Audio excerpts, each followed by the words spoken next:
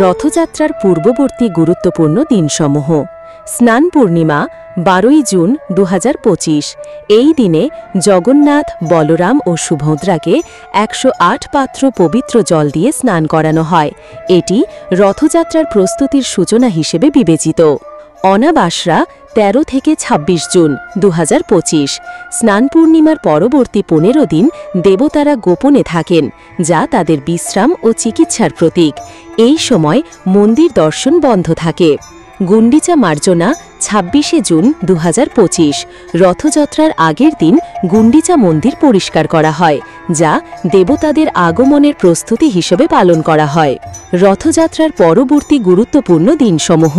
বাহুদা যাত্রা 4 জুলাই 2025।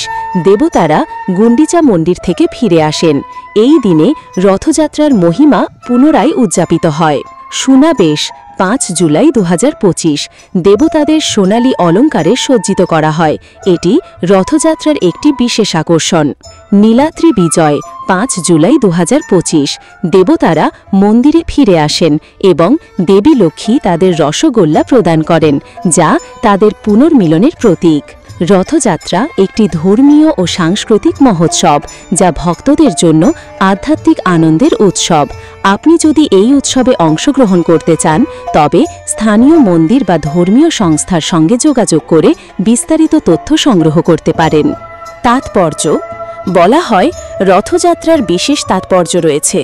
রথযাত্রার দিন শ্রী জগন্নাথের নাম জপ করে গুন্ডিচা মন্দিরে যান। তিনি সকল কাজেই এগিয়ে যেতে পারেন।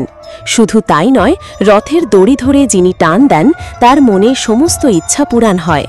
ভগবানের বিশেষ কৃপা তিনি লাভ করেন। রথযাত্রায় অংশগ্রহণ করলে শিশুদের যাবতীয় সমস্যা দূর হবে। ইতিহাস: কথিত আছে, একবার বোন সুভদ্রার শহর দেখার ইচ্ছে হয়েছিল। সেই সময় বলরাম জগন্নাথ দেব তাকে রথে চড়ে শহর ভ্রমণ করতে নিয়ে যান। ভগবান জগন্নাথ বিষ্ণুরই একটি রূপ বলে মনে করা হয়। বৈষ্ণব ধর্মের অনুসারে জগন্নাথের আক্ষরিক অর্থ হল বিশ্বের অর্থাৎ মহাবিশ্বের প্রভু, মহাপ্রভু তিনি। তারপর গুন্ডিচা মন্দিরে মাসির বাড়ি নামেই পরিচিত পৌঁছেছিলেন এবং 7 দিন সেখানে ছিলেন। সেই সময় থেকেই নাকি রথযাত্রার বিশেষ প্রচলন হয়ে আসছে।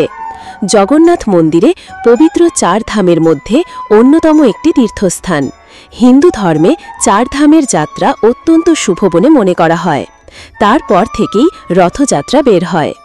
ভগবান জগন্নাথ তার মাসির গিয়ে পোড়া পিঠে খান ও গুন্ডিচা মন্দিরে 7 দিন থাকেন। তারপর উল্টো রথের দিন আবারও তারা মন্দিরে চলে আসেন। এই ফিরতি যাত্রাকেই বলা হয় উল্টো রথ। পুরীধামের 12টি প্রধান উৎসবের মধ্যে একটি এই রথযাত্রা। এই দিনের জন্য সারা বছর ধরে অপেক্ষা করে থাকেন ভক্তরা।